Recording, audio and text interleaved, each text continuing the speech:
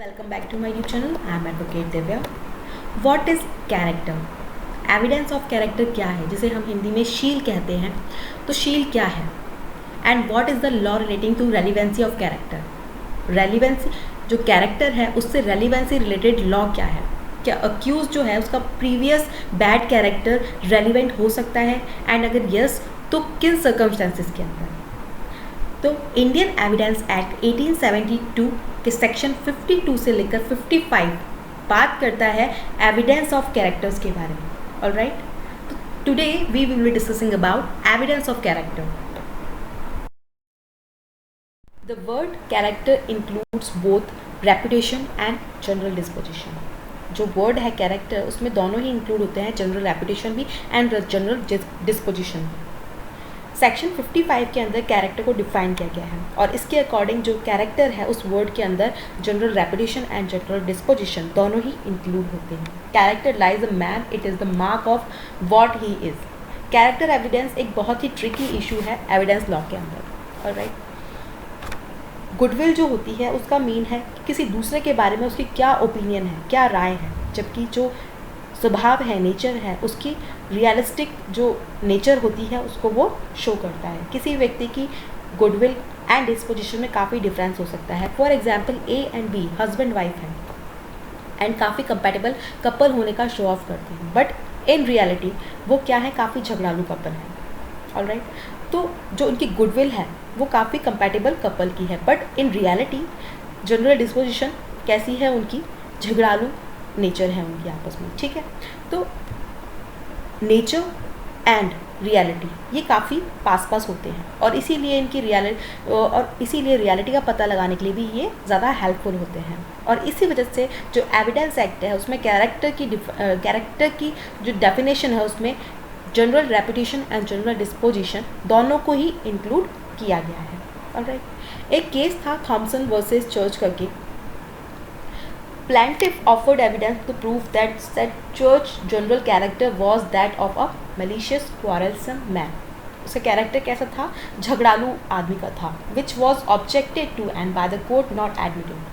कि general character is not in issue, the business of the court is to try the case and not the man. क्योंकि every bad man may have a very righteous cause.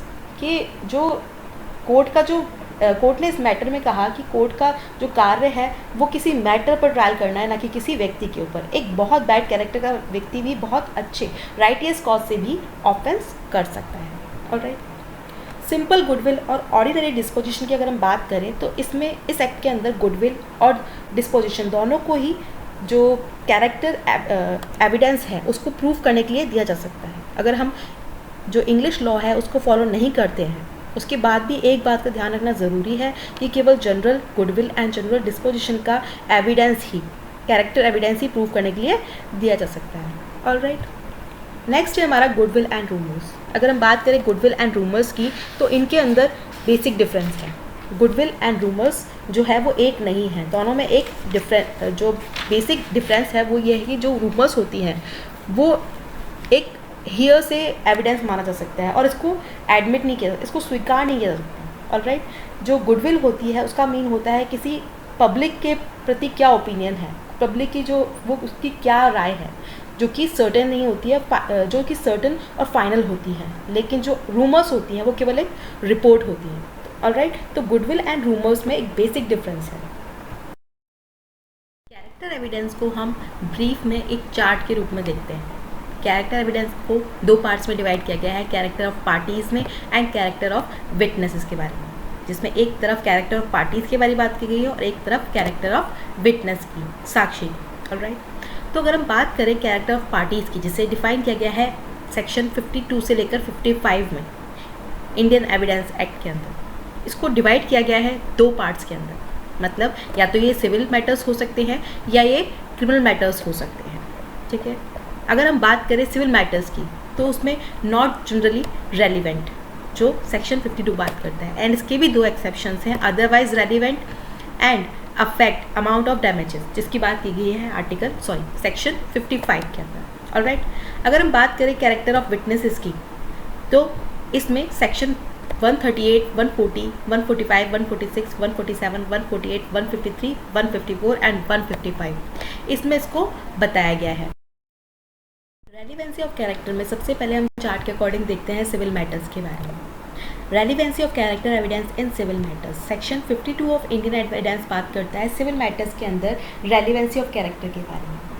ये fact कि किसी भी enrich person का character ऐसा है कि उस पर इम्प्यूट किसी भी कंडक्ट को जो अनलाइकली या लाइकली बना देता है रेलिवेंट होगा, इररेलिवेंट होगा। Alright, character to prove conduct imputed is irrelevant. General rule ये कहता है कि सिविल केसेस में पर्सन की जो कैरेक्टर है वो इररेलिवेंट है to show such persons conduct is predictable और नॉट। तो इस तरीके से जनरल प्रिंसिपल ये है कि that party cannot give evidence of his good character for the purpose of showing that it is unlikely that he should be guilty of conduct changed to him.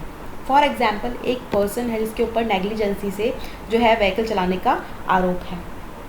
अब जो ए है वो ये प्रूफ नहीं कर सकता है कि उसका कैरेक्टर ऐसा है, कंडक्ट ऐसा है कि वो नेग्लिजेंसी बरत ही नहीं सकता है। कॉज क्लियर है। कोर्ट को ऐसे मैटर के अंदर जो है डिसाइड फैक्ट के बेसिस पर करना होता है, ना कि उसके कैरेक्टर की जांच करनी होती है। अगर जो कोर्ट है वो कैरेक्टर के बेसिस पर एविडेंस पर विचार करने लग जाएंगे या सोचने लग जाएंगे तो न केवल इससे ट्रायल भी लेट होगा बल्कि जो कोर्ट है उनका भी किसी एक पार्टी की तरफ झुकाव हो सकता है। इसके दो एक्सेप्शंस हैं कि कौन सी कंडीशंस के अंदर वो रेलिवेंट हो सकता है। एक है अदरवाइज रेलिवेंट और एक है अफेक्ट अमाउंट ऑफ डैमेजेस, जो सेक्शन 55 में से डिस्क्राइब किया गया है। ऑलराइट, तो सबसे पहले बात करते हैं अदरवाइज रेलिवेंट कब होगा। ऑलराइट, तो सेक्शन 52 सिविल मैटर्स में कैरेक्टर का जो एविडेंस है वो रेलिवेंट मानती है अगर वो अदरवाइज रेलिवेंट है, मतलब जब फैक्ट कैरेक्टर का एविडेंस देने के लिए नहीं बल्कि किसी स्पेशल पर्पस के लिए रेलिवेंट है और उसको प्रूव करने पर जो कैरेक्टर का जो अनुमान है वो भी क्या है, पॉइंट करते हैं, तो वो एडमिसिबल हो सकते हैं। नेक्स्ट है affect amount of damages, section 55।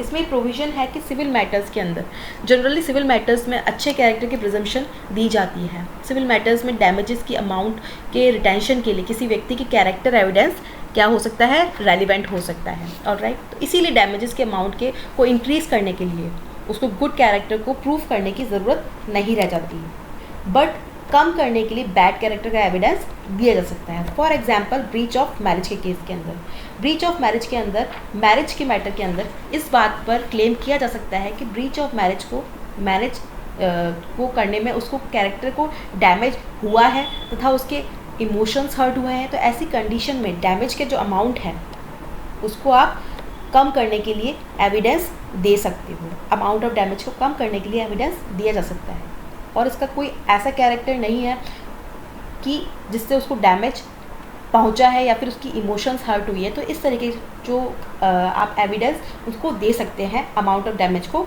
कम करने के लिए। मोस्टली ये जो है ये ब्रीच ऑफ मैरिज, डेफेमेशन या फिर रेप के केसेस के अंदर ये यूज़ में लाया जाता है। ऑलराइट,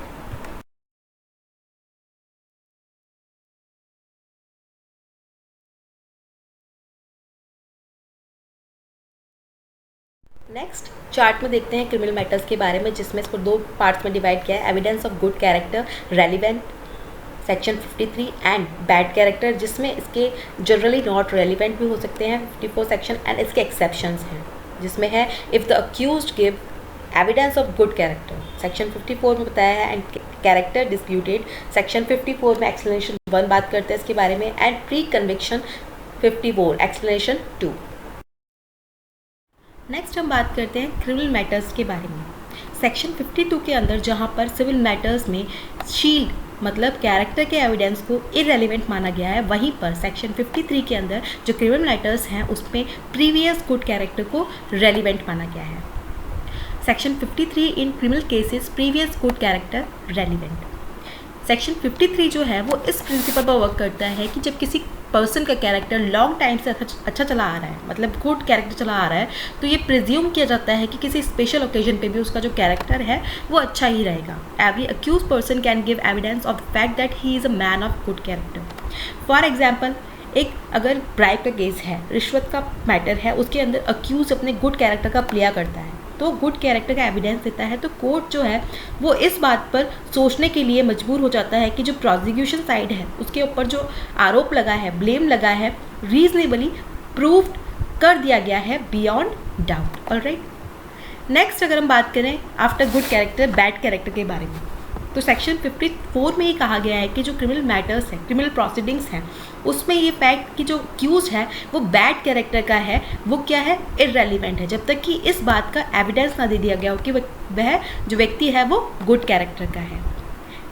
इसके दो जो है पार्ट्स हैं generally, not relevant section 54 and exceptions भी हैं इसके तीन इसके एक्सेप्शंस हैं। ऑलराइट,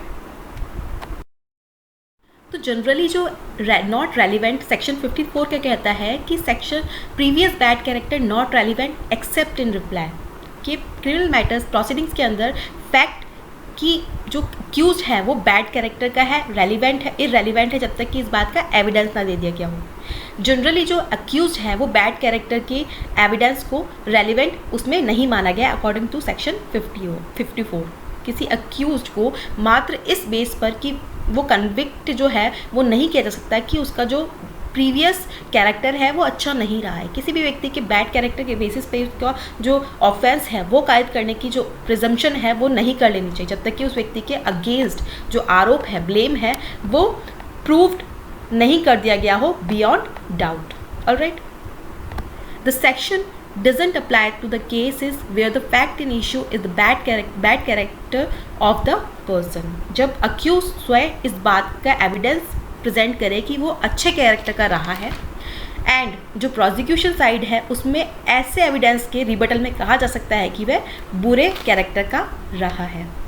इसके एक्सेप्शंस हैं जिसमें if the accused gives evidence of good character section 54, अगर जो अक्यूज जो है वो देता है एविडेंस देता है गुड कैरेक्टर का, तो वो इसका एक्सेप्शन माना जाएगा, रेलिवेंट हो सकता है। And if character disputed section 54 explanation first बात करता है कि अगर सेक्शन उन मैटर्स में ये सेक्शन लागू नहीं होता है जिसमें किसी व्यक्ति का बैड कैरेक्टर खुद ही क्या है, फैक्ट इन इशू है।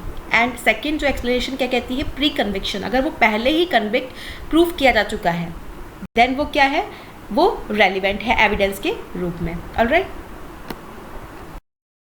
Thanks for watching everyone, please like share and subscribe my channel.